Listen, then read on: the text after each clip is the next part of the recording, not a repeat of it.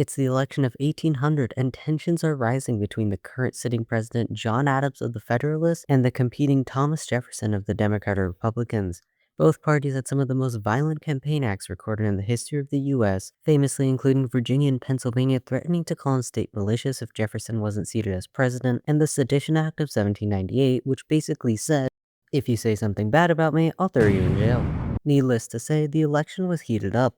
On the day of the elections, over 75,000 people lined up to vote at the booths, resulting in the victorious Democratic Republicans ousting Adams from his seat in a 73-65 win and letting Jefferson peacefully become the new chief of state.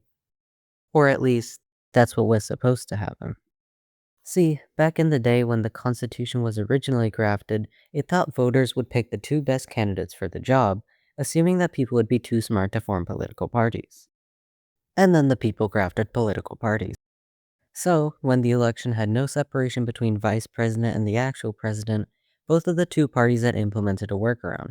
You simply cast your vote, but the person who is supposed to be president of your party received one more vote than his supposed vice president, a term generally referred to as throwing the vote.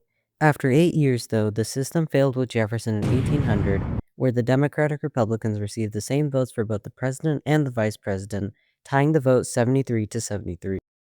Hit the panic button. Nobody really knew what to do with the vote tied, mainly because they're all too busy screaming, so they turned to the Federalist-controlled House of Representatives, who, also, funnily enough, were also tied for 35 consecutive ballots. 35 consecutive ballots. For one entire week, death threats were thrown around as commonly as tea. Fistfights regularly erupted on the House floor. Mobs stormed the area around the Capitol, threatening to burn down the city if Jefferson wasn't elected.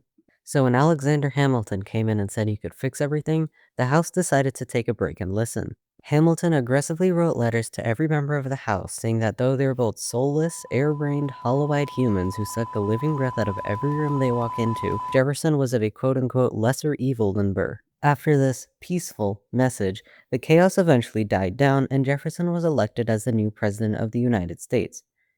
There was just a small problem.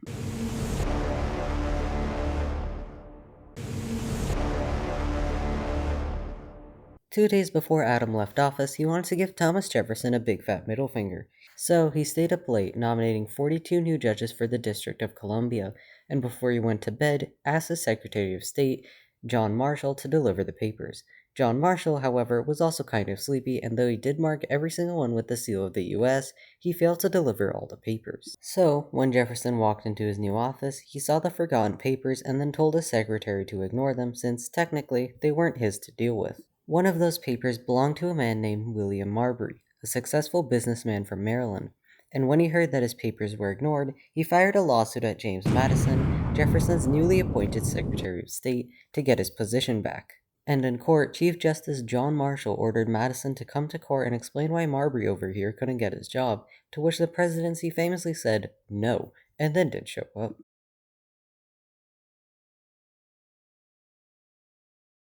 After that, the executive branch decided to effectively ban the Supreme Court from meeting by canceling their summer session, so the next time the judges would meet would be in February 1803.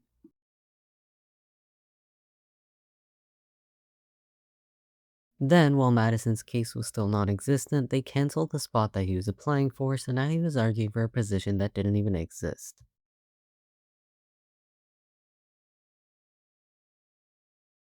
Jefferson, you are one smart little squid. Because of the 14-month delay, John Marshall had some time to think. If he told Madison to come, the executive branch would just ignore him.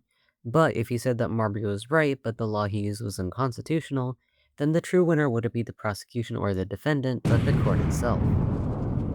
I present to you judicial review. Basically, if Congress passes a law and nobody complains, then that stays a law. However, if Congress passes a law but somebody complains, then the Supreme Court decides if it's constitutional.